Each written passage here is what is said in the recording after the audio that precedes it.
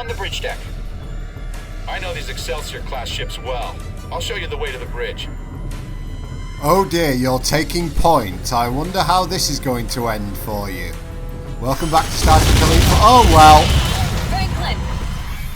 There's another one! Here they come! Cover me!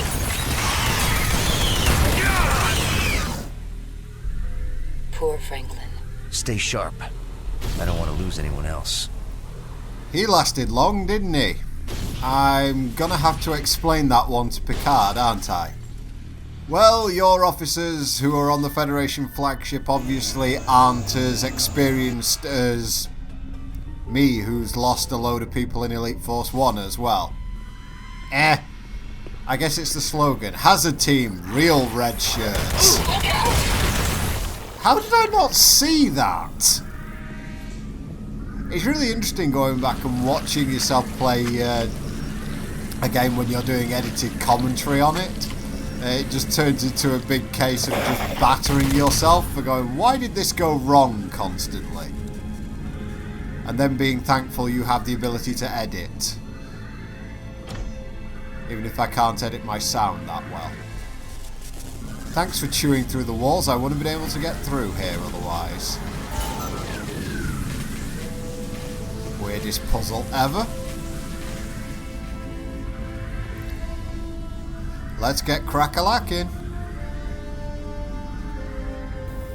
Over there! I have to admit, I do like the new compression rifle. It feels a lot meatier than the one that was in Elite Force. Although one thing you will notice is that things in this game compared to Elite Force 1, they take a lot more ammo to kill. Like in the Elite Force 1 when you were dealing with, I think, Species 8472. It's like a couple of decent shots and they were done. It's like these guys that we're fighting now take an awful lot more. Why would a force field be blocking the transporter room? The aliens don't seem to have the intelligence to do that. Unless someone is controlling them. You're just a ray of sunshine, aren't you, Monroe? Ah, well, let's get motoring. Still got to get to the bridge. If there's a green light, you go in. Nope. Apparently not in that room.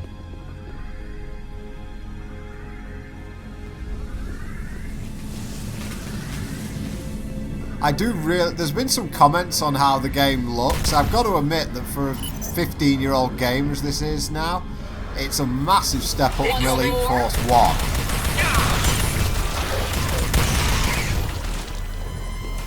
But it also doesn't look too bad. I mean, obviously, compared to what you can do now, it's fairly bad. But it still looks good enough. So I'm definitely a fan. And I certainly was when I just picked it up, because I haven't played it for ages and was honestly worried about how it would hold up these days. But I'm quite, I'm a big fan of the way this looks. Now, this puzzle, oh my god. You're just going to have to believe me on this one, because there is a lot of cutting that's going to happen here, because this is 15 minutes of pain. I couldn't remember which level I was supposed to be on, and what you're supposed to do is hit the panels on these red doors, and eventually what is supposed to happen after a little cut and hitting this, no, and trust me, I got very frustrated over this. Well, let's come down here and see if this works. Ah, there, see? You hear a thunk. We heard a thunk. Thunk is good. And we come back down to this level. And we eventually open that and find a golden starship and some armour. Yeah, that wasn't the best way of me showing that off, but I think it's you go down a level to where there's a red and a green door, you thunk, and then you open the door above it. Yes, thunk is now officially a verb as well as a description of a sound. Try and use it in conversation. I'm going to. Okay, so now we've gone somewhere, I suppose. This looks like a wrecked observation lounge. So, oh look, a door we can shoot through. That exploded into what looked like rocks. And there was me just praising this game. Never mind. Well, this doesn't look at all ominous, but we're gonna... Another door we can shoot through. Let's see what we've got here. Yep. Nothing will stop Lieutenant Monroe in his pursuit of shiny things.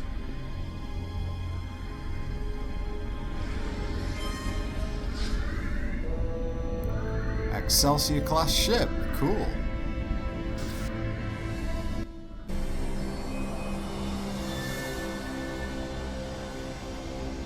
It's Captain Galloway. Gerard, find out how he died.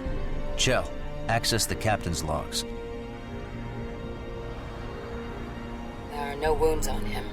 He died from asphyxiation. Presumably when the Dallas lost life support. The captain's log is online. Play it. Captain's log, Stardate 56535.1. We're responding to a distress call from an Atrexian station just outside Federation space. The attack crippled us. I've sent most of my crew to the space station. I hope they can protect the Atrexians. I've kept a small skeleton crew led by my security chief. We're gonna try to salvage the ship by getting it away from the space station. There are too many of them. We've got cascading system failures. We're losing the battle to keep up minimal life support. We can't last more than a few hours. I've authorized my chief engineer to try an experimental procedure. She's encoding our remaining crew into the transporter pattern buffer. It's risky. The signals might degrade beyond recovery. But if it works, it may be the best chance for survival.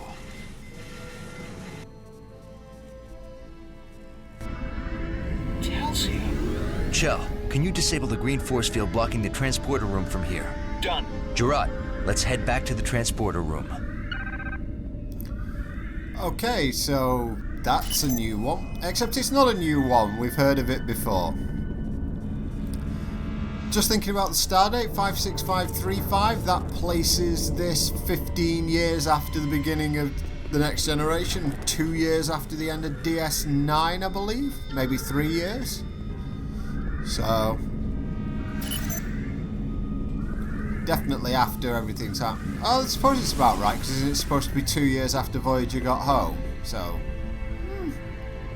I'm not sure that quite adds up, but you know, not going to go too far into it, I don't think. I'll let you guys decide whether it's a good idea or not. Here's another stupid golden starship. Stand on this transporter pad, then stand on this one. I think that's it. You can see me just thinking about it at this point. And then you walk over here and a golden starship appears. And again, I shoot at it because I think that that's completely ridiculous, expecting people to get that without a guide. Anyway, let's get this containment field down. Why I think I need a tricorder here, I don't know, but hey. Their patterns are very weak. They're fading fast. Chell, more power down here. Ooh. They've been in the pattern buffer for a while. They're dehydrated and probably a bit disoriented, but they should be fine. Alex? You're late, Monroe. I think they're back to normal already. Thanks for the save. I'm Katerina Scott, the chief engineer of the Dallas. This was your plan? My great-grandfather's plan, actually. Captain Montgomery Scott. He developed a procedure for staying alive inside the transporter pattern buffer. Alive with no signal degradation. Very clever. Chell here. I'm trying to get the shields down so we can beam out of here, but the security subsystems are a bit chaotic. I could use some help. Gerard, stay here and treat them until we can get them back to the Enterprise. I'll go assist Chell on the bridge. Monroe? I hear chewing. I need backup. Hurry! On my way, Chell. I hope that wasn't an attempt at a Scottish accent from the woman playing Katarina Scott, because otherwise it was feeble.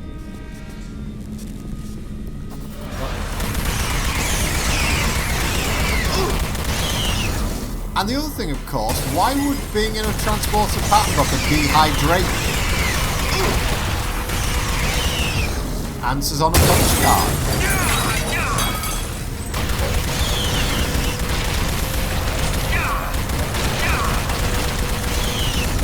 Why is everything broken?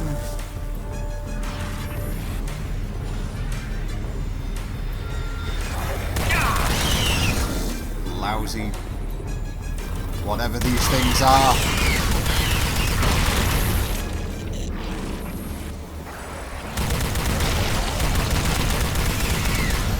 Fortunately, they die quite nicely. That was close. Thanks, Monroe. Gerard to Monroe. The Dallas crew are stable, but we need to get them back to the Enterprise. I've deactivated the Dallas's shields. We can beam out now. Monroe to Enterprise. We're ready to beam out.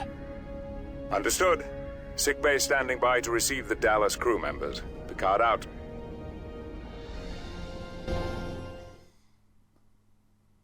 Okay, so Mission Nova. Let's see what the fallout is. We responded to a distress call from an Atrexian space station. Atrexian? A star-faring people with 12 systems and 23 colony planets in the Brecker Rift. We found the Atrexian station under assault by unknown aliens. We saw no alien ship, so we took a low orbit near the station. That was our mistake.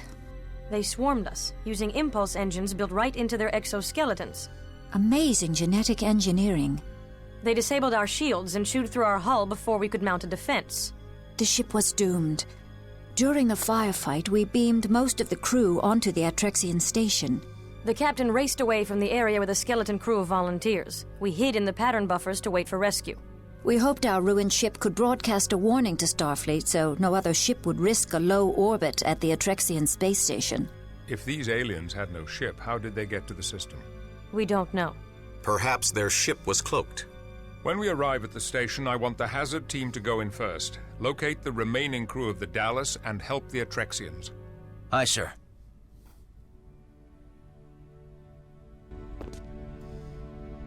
Okay, so I guess we're back on the Enterprise. Chell to Monroe. I'm on the final stage of the shuttle prep. But it looks like we're also heading straight out. There's no rest for the wicked. Sir? Your team's performance on the ship was exemplary, Lieutenant. The loss of Ensign Franklin was regrettable, but your success on this mission led to the rescue of several Dallas crew members. Yeah, what's the betting he won't be the only one? Don't forget that the Elite Force games are very much like Lower Decks from TNG. Because you're playing guys who are not really regulars, anyone's capable of dying here. Deck 7, Shuttle Bay. Although I suppose we know some of the characters now. You know, Chang, Chell, Gerard, Monroe, they've made it through 2 games now. Well, 1 and a bit. We don't know what's going to happen yet. Still, let's see if there's any interesting crew interactions that we can come up with round here. I do like exploring the Enterprise. Exploring the ships is one of the best things about these games. Can you believe that? About the Dallas? The Dallas was a good ship. If it happened to them, it could happen to anyone. It could happen to us. Let's just get these GPS conduits replaced. Yeah, let's get to work. You'll find that that guy's just about the most emotional Vulcan you'll ever see. It's one of the small in-jokes in the game, I suppose. The game does have quite a few in-jokes in it, and I'll go through those as we go around the ship. But one of the Easter eggs we've got here, we're gonna need this thing right about here. A little bit difficult to pick up, but yep, let's grab that. And yes, this is another Golden Starship quest, and no, I don't know how you were supposed to know this.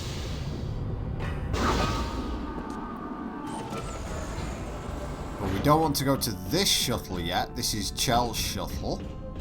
We want to go to the one that is not this one. Definitely not this one. We want to go to the one that is over on the other side. while I stand right up against a warp engine. I've got to imagine that that's going to cause some sort of issue at some point. Yep, you go over to this one. Open it up, and we've got the thing necessary to replace. There you go. Shut it down, back of the shuttle opens, and shiny things for all. No, I don't get it either. Anyway, let's progress with the story, and that's gonna pretty much be it from me, I think. Maybe a little bit after this. Let's talk to Shell. I found a malfunction in the starboard nacelle's plasma exhaust. It's not venting properly through the driver coil assembly. It's going to take a little longer than I estimated. I thought Starfleet engineers always worked faster than their estimates. Yeah, good old Scotty. Overestimate by 4 times. Plasma vent leak. It's burning out. Get inside the shuttle and use your tricorder to bleed off plasma from the left computer console. Shell, what the hell did you do? You're wrecking my shuttle. You're going to make a shuttle blow up on the Enterprise. That's going to look great on your resume, assuming you survived this. Wait a minute, do people even The shuttle is going critical. Please hurry. Did he even have resumes in the 24th century? I wouldn't know. Ah, that's about it. And now the offset. So you've got plenty of time for this. Loads of time. That was close. Good job, Monroe. Yeah, good job wrecking it, Shell. Anyway, that really is going to be it from me for this episode, guys. Thank you very much for watching. So the weekend ones may come out a little bit later than I thought, but otherwise, see you next time. Come on, team. Let's show them what we can do. We need to exercise caution. These aliens are capable of impulse flight. They're capable of chewing through a tritanium hull. They're capable of falling over when shot.